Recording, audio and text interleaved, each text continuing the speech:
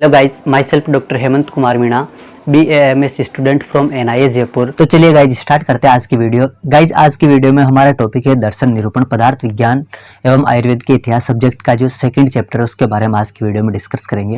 Guys इससे पहले वाली वीडियो में हमने डिस्कस किया था फर्स्ट चैप्टर के बारे में, जो पदार्थ विज्ञान का फर्स्ट चैप्टर है उसके बारे में। उसके अंतर्गत हमने बात करी थी पदार्थ निरूपण, उसके अलावा आयुर्वेद निरूपण, और उसके साथ साथ जो आयुर्वेद में अलग अलग जो महत्वपूर्ण सिद्धांत बताए गए हैं वो कौन कौन से सिद्धांत क्या होता है, इन सभी के बारे में हमने फर्स्ट चैप्टर में जो है वो बात करी थी। गाइज आपने फर्स्ट चैप्टर के कंटेंट से रिलेटेड जो भी वीडियो है वो यदि अभी तक नहीं देखी है तो हमारे चैनल की जो प्लेलिस्ट है उस प्लेलिस्ट में आपको पदार्थ विज्ञान की लेक्चर वीडियो जो है वो मिल जाएगी फर्स्ट चैप्टर की, वहाँ पर जाकर के आप देख सकते हैं। तो चलिए गाइज स्टार्ट करते हैं आज की वीडियो। गाइज आज की वीडियो में जो हमारा जो सेकंड चैप्टर है वो दर्शन निरूपण, उनमें अपन जिन जिन टॉपिक को कवर करने वाले हैं उनके बारे में बात करते हैं। तो टोटल जो इसमें चैप्टर में जो टोटल मिला करके जो टॉपिक है वो टॉपिक है दर्शन का परिचय, मतलब हाईलाइट इन दिस चैप्टर कौन कौन से है उसकी अगर अपन बात करते हैं। दर्शन का परिचय मतलब इंट्रोडक्शन टू दर्शन, दर्शन शब्द की व्युत्पत्ति है, उसके बाद दर्शन शब्द का लक्ष्य, दर्शन का लक्षण जो है क्या क्या है, उसके अलावा दर्शनों की संख्या जो है आयुर्वेद में क्या क्या बताई गई है, उसके अलावा आस्तिक दर्शन कौन से हैं, नास्तिक दर्शन कौन से हैं, और उसके अलावा आयुर्वेद जो खुद एक स्वतंत्र दर्शन के रूप में स्वीकार किया गया है, इन सब के बारे में जो है इस चैप्टर में डिस्कस करेंगे। इनमें से आज की वीडियो में जो हमारे टोटल मिलाकर के 4 टॉपिक है जिनके अपन डिस्कस करेंगे। दर्शन का परिचय, दर्शन शब्द की व्युत्पत्ति, दर्शन का लक्षण और दर्शनों की संख्या जो है आयुर्वेद में कौन कौन सी बताए गए। तो सबसे पहले बात करते हैं दर्शनों का परिचय। तो दर्शन के परिचय, इंट्रोडक्शन ऑफ दर्शन की बात करते हैं तो भारतीय दर्शन को निम्न कालों में विभाजित किया गया। अब जब दर्शन की अगर अपन उत्पत्ति की बात करते हैं, जब दर्शन बने थे, आस्तिक दर्शन, नास्तिक दर्शन, ये अलग अलग जो दर्शन बनाए गए हैं, तो इनमें क्या है कि काल का मतलब है कि समय जो है ना, समय का सबसे बड़ा इंपॉर्टेंस होता है, और उस समय के आधार पर ही आगे चलते चलते जो है वो इन सब का निर्माण हुआ, इन दर्शनों का जो है वो निर्माण हुआ है। तो समय जो है टोटल 4 पार्ट में डिवाइड है, टोटल 4 भाग में जो है वो बताया गया है, जिसमें सबसे पहला जो समय था वो था वैदिक काल, उसके बाद में सेकंड जो बताया गया है वो महाकाव्य काल, तीसरा सूत्र काल, और चौथा जो है वर्तमान काल। इसमें अगर वैदिक काल की बात करते हैं तो वैदिक काल वो समय था जिसके अंदर वेदों का निर्माण हुआ था, मतलब वेद जिस काल में बने थे वही काल क्या है, वैदिक काल आपको बताया गया है। अब इसमें वैदिक काल के अंदर वेद और उपनिषद, इनका निर्माण जो है वो इस वैदिक काल के अंतर्गत हुआ है। उसके अलावा महाकाव्य काल की बात करते हैं तो रामायण और महाभारत जैसे जो बड़े बड़े ग्रंथ हैं उन ग्रंथों का निर्माण इस महाकाव्य काल के अंतर्गत हुआ है। उसके अलावा सूत्र काल की अगर अपन बात करते हैं तो जो भी दर्शन आयुर्वेद में बताए गए हैं, सांख्य दर्शन, न्याय दर्शन, योग दर्शन, वैशेषिक दर्शन, मीमांस दर्शन, चारवाक दर्शन, ये जितने भी दर्शन आयुर्वेद में बताए गए, इन सभी दर्शनों की उत्पत्ति हुई थी सूत्र काल में।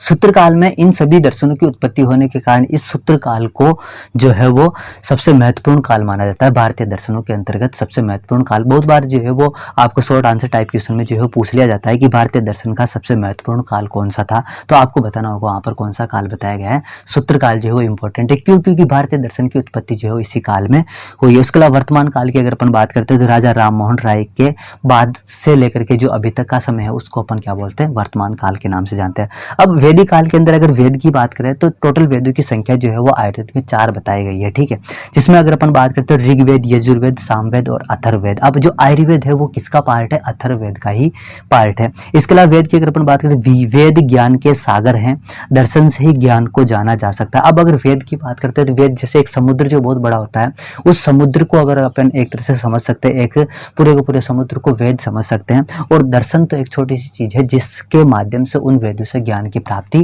की जाती है।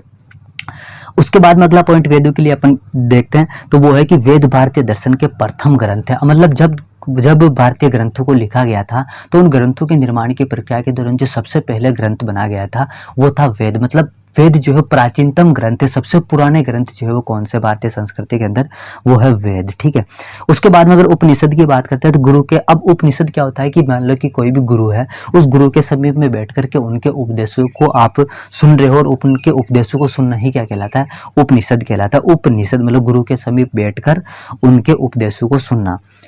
उपनिषदों को वेदांत भी कहा जाता है। उपनिषदों को वेदांत नाम से पता है वेद प्लस अंत, मतलब वेद की अगर अपन बात करते हैं वेद के अंत में जो है उपनिषद का निर्माण होता है। मतलब जैसे वेद जो 4 प्रकार के होता है, ऋग्वेद, यजुर्वेद, सामवेद और अथर्ववेद, इनमें से अथर्ववेद जो कि सबके लास्ट का है, तो इस अथर्ववेद के अंत में ही किसका निर्माण हुआ है, दर्शनों का जो है वो इसके अंत में ही जो है उपनिषद का निर्माण हुआ, इसलिए इसको अपन उपनिषद को क्या बोलते हैं, वेदांत भी कहते हैं। तो क्वेश्चन आ जाता है कि वेदांत जो है वो किसे कहा जाता है, तो जो मतलब जो उपनिषद को वेदांत क्यों कहा जाता है। उपनिषद को वेदांत इसलिए कहा जाता है क्योंकि जो वेद बने थे उन वेदों में जो अथर्ववेद सबके लास्ट में बना था ना, उस अथर्ववेद के अंत का भाग होने के कारण इसको अपन क्या बोल सकते हैं, उपनिषद को जो है वो वेदांत कहते हैं। उसके अलावा इनमें धार्मिक और दार्शनिक विचार है। अब उपनिषद के अंदर आपको धार्मिक तरह के और दार्शनिक तरह के, मतलब कि जो धार्मिक और दार्शनिक दोनों तरह के जो विचार है, जो मतलब मत है, वो आपको इसके अंदर मिलते हैं। तो ये दर्शनों का थोड़ा सा इंट्रोडक्शन था गाइस। इसके बाद में अगर अपन बात करते हैं सेकंड, दर्शन शब्द की व्युत्पत्ति। तो दर्शन शब्द की व्युत्पत्ति की अगर अपन बात करते हैं, दृश्य प्रक्षेण धातु, मतलब दृश्य प्रक्षेण धातु के साथ में जब ल्यूट प्रत्यय लग जाता है, तो दृश्य प्रक्षेण धातु के साथ में ल्यूट प्रत्यय लगने से दर्शन शब्द की व्युत्पत्ति होती है। अब दर्शन शब्द का जो दर्शन शब्द बन रहा है धातु और प्रत्यय के मिलने से, उनकी अगर अपन बात करते हैं तो इस दर्शन शब्द का शाब्दिक अर्थ होता है जिसके द्वारा देखा जाए, मतलब जिसके द्वारा किसी चीज को देखने का काम किया जाए। दर्शन का मतलब आप सिंपल लैंग्वेज में नहीं बोलते क्या दर्शन कर लिया है ना, तो दर्शन का मतलब जिसको जो है वो क्या देखे, जिसके द्वारा किसी चीज को देखा जाए, जिसके द्वारा देखा जाए, वही क्या है, दर्शन। अब दर्शनों के लक्षण की बात करते हैं तो वो है कि दृश्यते यथार्थ तत्व अनेन इति दर्शन, मतलब कोई भी शास्त्र जिसके अंतर्गत यथार्थ तत्व, मतलब यथार्थ का मतलब जो सत्य है, उस सत्य को समझने का दृष्टिकोण, मतलब समझने का दृष्टिकोण प्रदान करता है, उसी को अपन क्या बोल सकते हैं, दर्शन बोलते हैं। मतलब कि कोई भी वो शास्त्र जो कि सत्य को समझने का दृष्टिकोण प्रदान करता है, उसी को अपन क्या बोलते हैं, दर्शन बोलते हैं। इसके अलावा और बताया गया है कि दृश्यते ही अनेन इति दर्शन, मतलब कि असत, असत का मतलब जो नहीं है, और सत मतलब कि जो है, मतलब जिसकी सत्ता नहीं है वो असत है, और जिसकी सत्ता है वो क्या है, सत। ठीक है, तो इन सत और असत पदार्थ का ज्ञान जिसके द्वारा होता है वो भी क्या है, दर्शन है। मतलब दर्शनों के लक्षण में आपको याद रखना है कि जिसके द्वारा सत्य को जानने का दृष्टिकोण प्रदान होता हो, या जिसके द्वारा सत्य को जाना जाता हो, वही क्या है, दर्शन है। मतलब जिसके द्वारा देखा जाए, जाना जाए, वही क्या है, दर्शन। इसके बाद में गाइस देखते हैं कि दर्शनों की संख्या जो है वो आयुर्वेद में कौन कौन सी बताई गई है।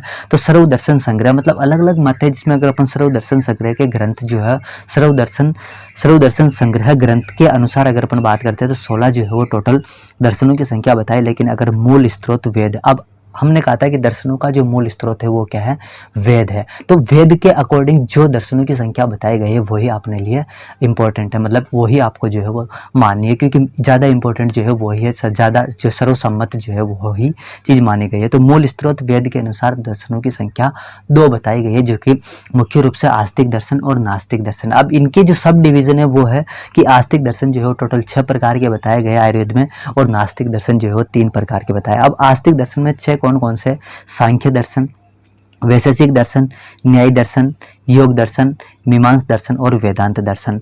इसके अलावा अगर नास्तिक दर्शन की बात करें तो नास्तिक दर्शन 3 प्रकार के बताए गए कि चारवाक दर्शन, जैन दर्शन, बौद्ध दर्शन, ये इसमें बताया। गाइज इसके बाद में जो आने वाली नेक्स्ट वीडियो होगी उसमें अपन बात करेंगे कि जो आस्तिक दर्शन बताए गए हैं उन आस्तिक दर्शनों के अंतर्गत अपन केवल और केवल सांख्य दर्शन और वैशेषिक दर्शन को विस्तार से पढ़ेंगे। तो गाइज यदि आपने हमारे चैनल को अभी तक सब्सक्राइब नहीं किया है तो सब्सक्राइब कर लीजिए और बेल आइकन को प्रेस कर लीजिए, ताकि आने वाले इसी तरह की जो कंटेंट है आपको रेगुलर प्रोवाइड हो सके, रेगुलर मिल सके, और आप रेगुलर जो है वो हमारे चैनल के कंटेंट को देख सके। Thank you so much guys.